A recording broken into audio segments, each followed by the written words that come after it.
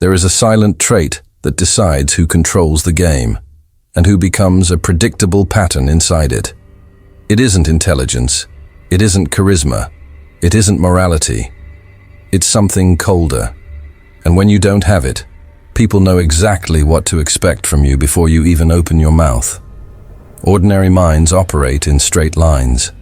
They react the way they were trained. They explain themselves when pressured. They defend when attacked. They reveal too much when they believe they're being honest, and that creates a fatal problem. Predictability is a signature of submission. The social environment smells patterns the way predators smell blood. When your reactions are obvious, you become readable. When you're readable, you're manageable. When you're manageable, you're exploitable. Not out of malice, out of instinct. Human hierarchies don't reward emotional clarity. They reward strategic ambiguity. You were taught to value coherence, transparency, and consistency as virtues. In practice, that turns you into an open book in a world that reads in order to dominate. Complex minds don't play that game.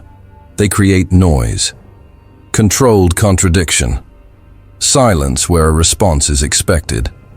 Robert Greene observed this his entire life. Whoever can't be predicted can't be controlled. And when you understand why complexity scares people, you realize something uncomfortable. The danger was never in appearing weak, but in being easy to read. When that switch flips, the dynamic changes, and there's no going back. Be certain of one thing in life: you are completely predictable. Your coworker knows exactly how to provoke you. Your partner can anticipate your reaction before you even speak. Your competitors have already mapped every move you'll make under pressure. You believe this is just familiarity, that people know you well. You're wrong. This is strategic vulnerability. You operate in binary mode, right or wrong, ally or enemy, good or bad, and that cognitive simplicity has turned you into a chess piece that any average player can move. Look around the room. The coworker who explodes every time their competence is questioned. The person who always chooses the same type of toxic partner. The competitor whose strategies are predictable variations of the same pattern. They don't realize that their very consistency has made them easy targets.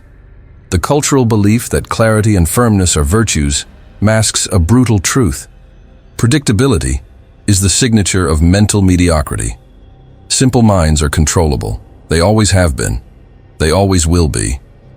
Through decades of dissecting masters of power and architects of other people's destinies, Robert Greene identified the distinguishing trait that separates ordinary players from strategic predators. It isn't intelligence, it isn't knowledge, it isn't ambition.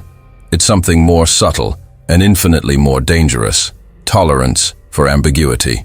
The ability to hold simultaneous contradictions without collapsing into a desperate search for certainty. The skill of operating in gray zones while others cling to black and white. The power to keep multiple truths in tension without resolving the dissonance.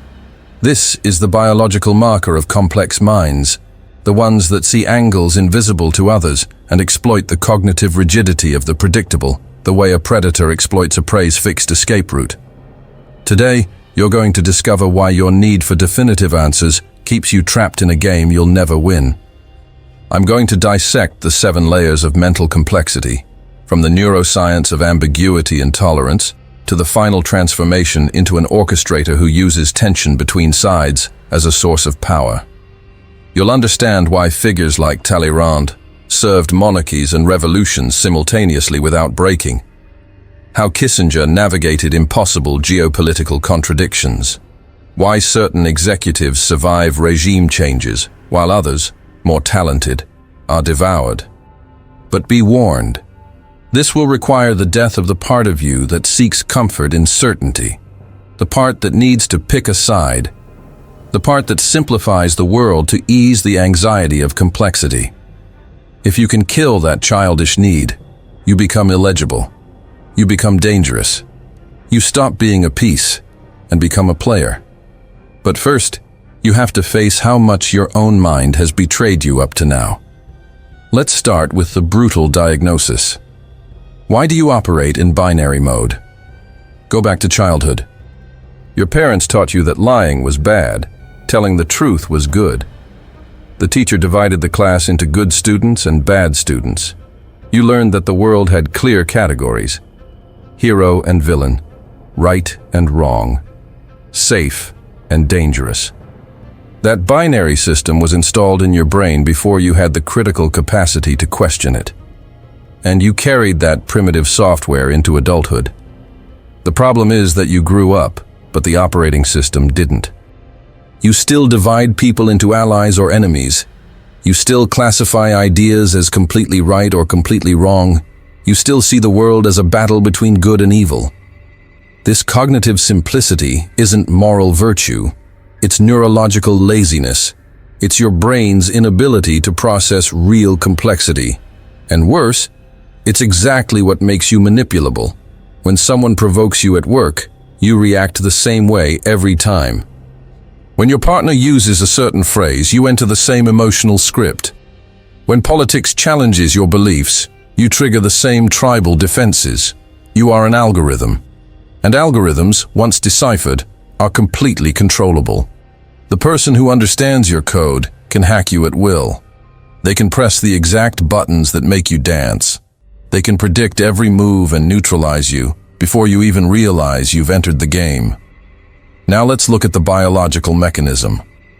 There's a structure in your brain called the amygdala, the threat processing center. When you encounter information that contradicts your mental categories, the amygdala interprets it as a cognitive threat. It releases cortisol. It activates the stress system. You feel genuine physical discomfort. This isn't drama, it's physiology. Less developed brains experience this discomfort as intolerable. They force immediate resolution. They simplify the contradiction back into a familiar category. It's the same mechanism that created religious wars.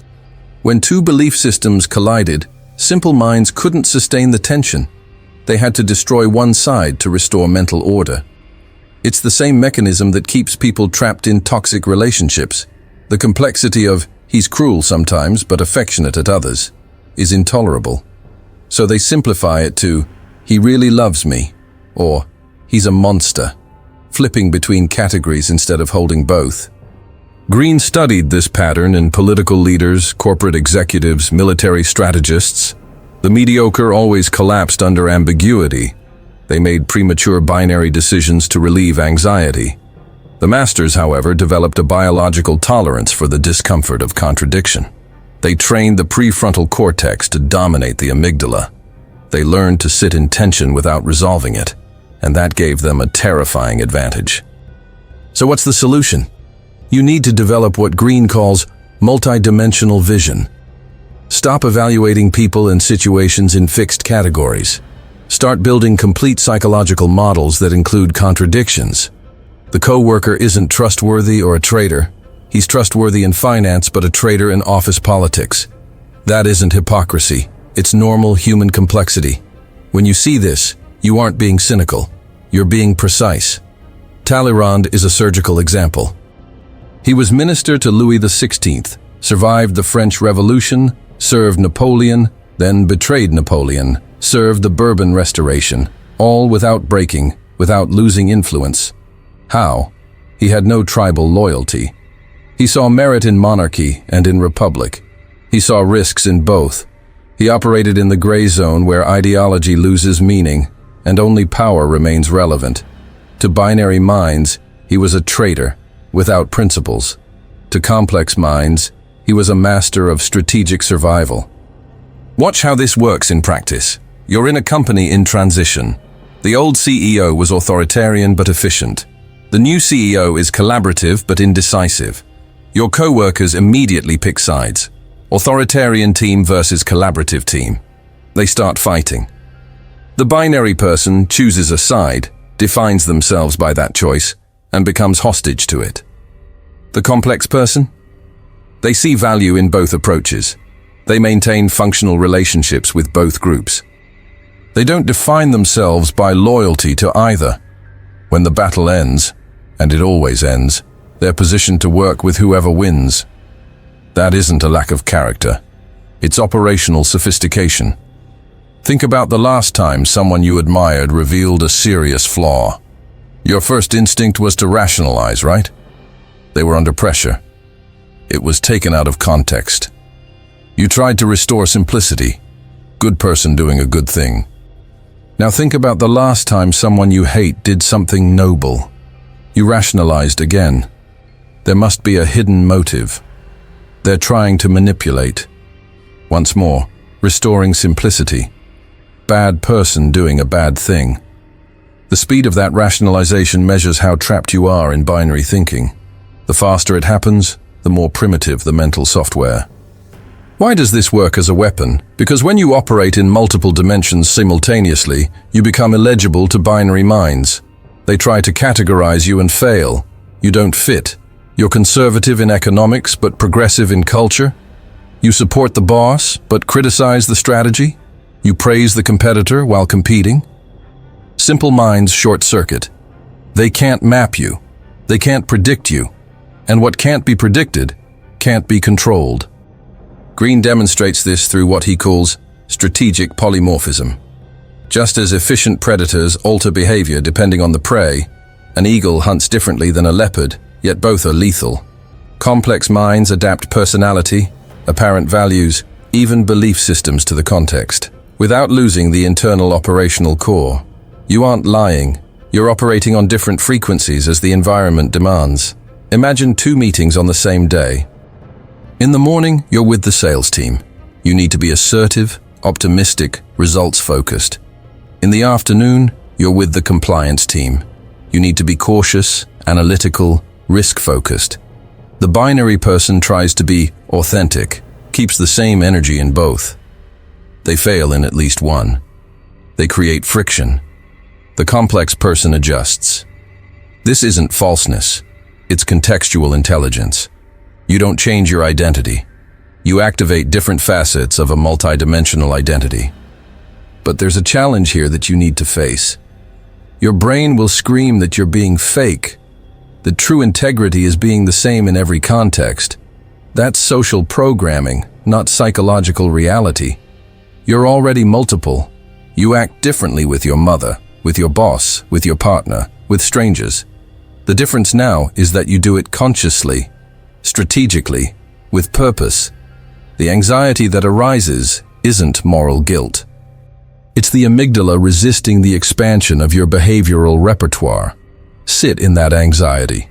Don't resolve it. Let it exist while you continue operating. Now let's move to the next level. Multidimensional mapping. This is about building complete psychological models of the people around you. Instead of labeling someone as trustworthy or untrustworthy, you map the contexts in which that person is trustworthy. The co-worker who betrayed you on a project may be your best ally in a salary negotiation. The boss who protects you politically may sabotage you technically out of insecurity. When you map these dimensions, you stop being surprised. You stop feeling betrayed. You simply use people in the contexts where they're functional and avoid them in the contexts where they're toxic. Executives who survive corporate regime changes master this. They know exactly who on the board is loyal to results, who is loyal to people, who is loyal to ideology. They know the CFO is rigid with numbers, but flexible with timelines. They know the CMO is creative in strategy, but insecure in execution. They build multidimensional maps, and when restructuring comes, they know exactly how to position themselves with each stakeholder. They don't try to be friends with everyone. They don't try to please everyone. They know where each relationship is useful and where it's dangerous. Compare that to the coworker who operates in binary mode. He sees the CFO as the annoying numbers guy. When he needs budget approval, he brings a proposal perfect in metrics, but presents the timing poorly. He fails. He blames the CFO for being difficult. He never realizes the problem was failing to map the dimensions. The CFO isn't binarily difficult. He's difficult on numbers and flexible on time. If you understand that, you win. There's a technique here that Greene extracts from Bismarck, the art of deliberate ambiguity. Bismarck maintained impossible alliances because he never made his intentions fully clear. When he spoke with Austria, he seemed like an ally against France. When he spoke with France, he seemed like an ally against Austria. When he spoke with Russia, he seemed neutral between both. No one was sure what he really wanted. That ambiguity forced all sides to spend energy trying to interpret him, while he kept all options open. You can apply this today. In the next meeting where you're asked for your position on a controversial decision, instead of choosing a side immediately, say, "I see merit in both approaches. Side A has an advantage in X, but a risk in Y. Side B has an advantage in Y, but a risk in X. We need to weigh which risk we're more prepared to absorb." See what you did? You didn't choose a side. You elevated the conversation. You forced both sides to defend their positions with more sophistication. You positioned yourself as an analyst, not a player. And analysts have power, players don't. They frame the game. But there's a critical warning here. Ambiguity is not indecision. Indecision is weakness disguised as deliberation. Strategic ambiguity is keeping options open while you gather more information and position pieces. You know what you want. You simply don't reveal it until revealing it is advantageous. There's a difference between not knowing what to do and not showing what you know. The first is incompetence. The second is mastery. Now we arrive at the paradox of the complex observer. The more sophisticated your analytical lens, the more contradictory patterns you detect in reality. The world isn't confusing because we're stupid. The world seems simple because we are. When you develop complex vision, you begin to see nuances that were invisible before. The policy that once seemed clearly good or bad now has layers. The coworker who seemed purely incompetent now shows specific areas of competence. The system that seemed just or unjust now reveals itself as just in some dimensions and unjust in others. This creates a side effect you need to anticipate: cognitive loneliness. When you operate at levels of complexity others can't access, conversations become harder. You listen to people defending binary positions with absolute conviction, and you see the 10 sides they don't see. You try to add nuance. They accuse you of being indecisive, relativistic, lacking principles. You're none of that. You simply see more. But seeing more doesn't make you popular. It makes you precise. And precision, in the long run, beats popularity. Greene shows this through Kissinger. He navigated the Cold War seeing merit in both realism and idealism. He saw the USSR as an ideological threat and as a pragmatic partner. He opened relations with China while fighting communism. To ideologues on both sides, he was a traitor. To serious historians, he was one of the most effective strategists of the 20th century. The difference? Ideologues measured success by purity of principles. Kissinger measured it by strategic results. Principles were tools, not identities. And that flexibility allowed him to play chess while others played checkers. Think about how to apply this. You have a core value, say meritocracy. The binary person defends meritocracy in every situation, fights for it even when counterproductive. The complex person understands that pure meritocracy works in competitive contexts, but fails in contexts that require cohesion.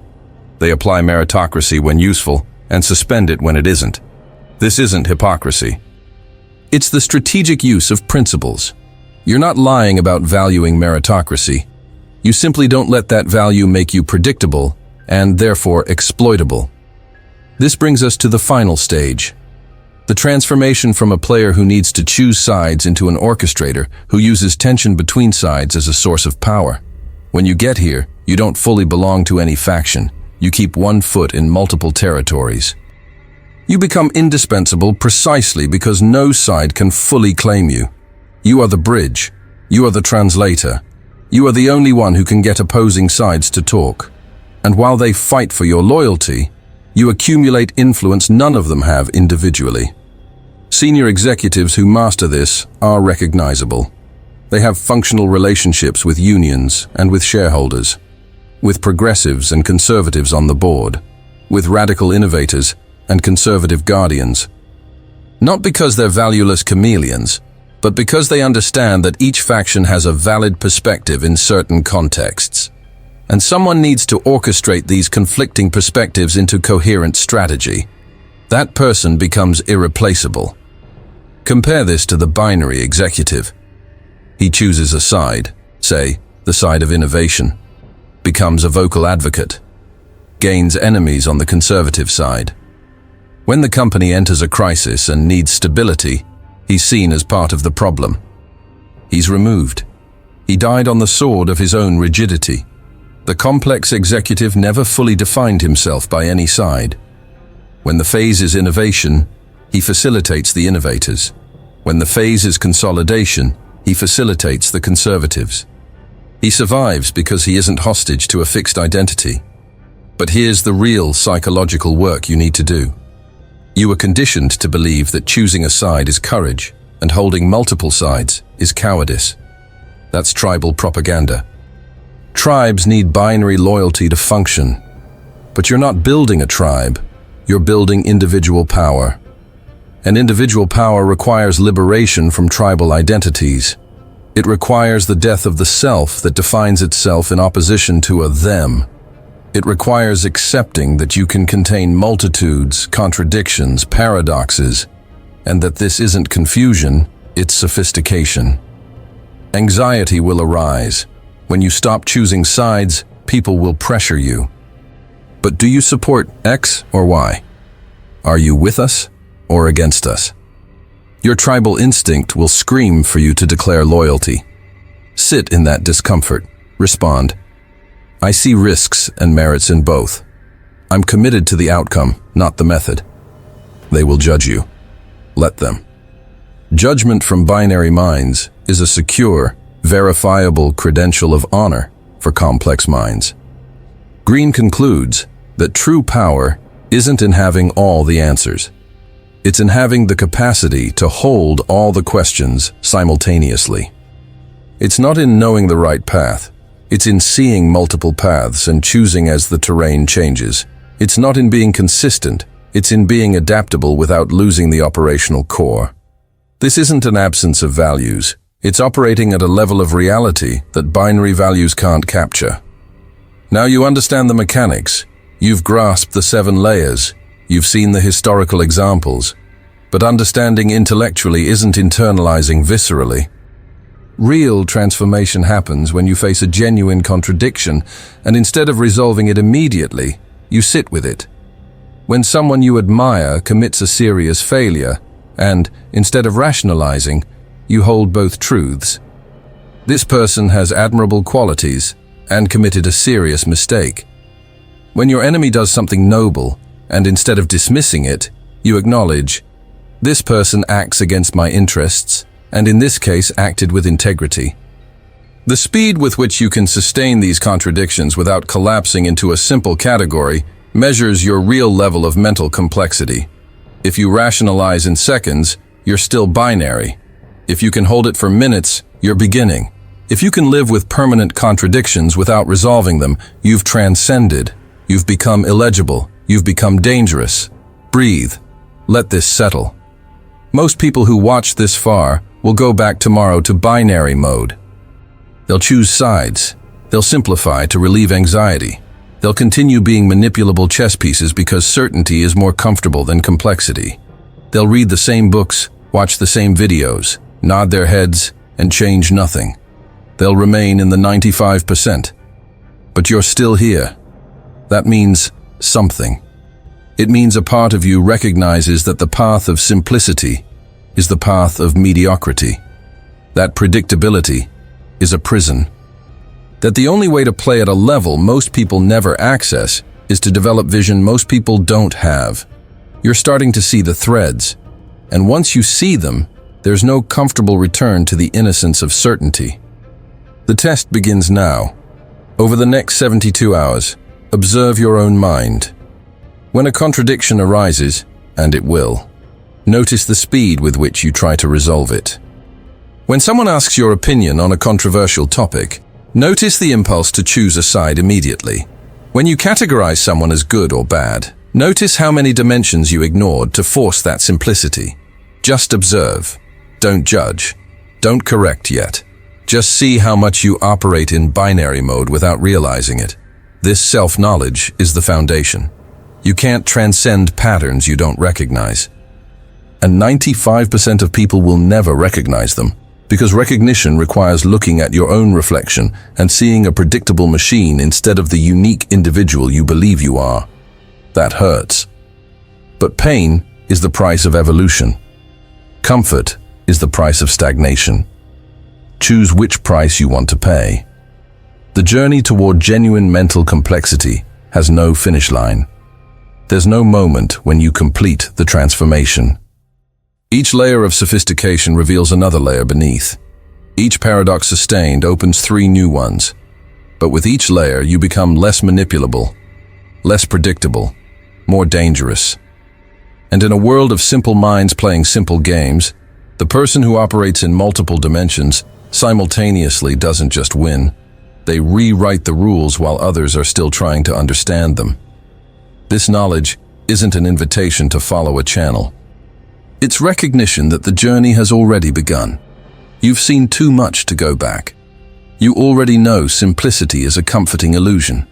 You've already realized the world is gray, and that people who see only black and white are navigating with an incomplete map.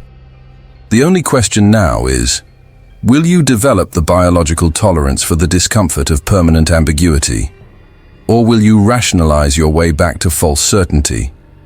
Most choose certainty. Some choose complexity. And those few in the end inherit the board. I'll see you in the shadows.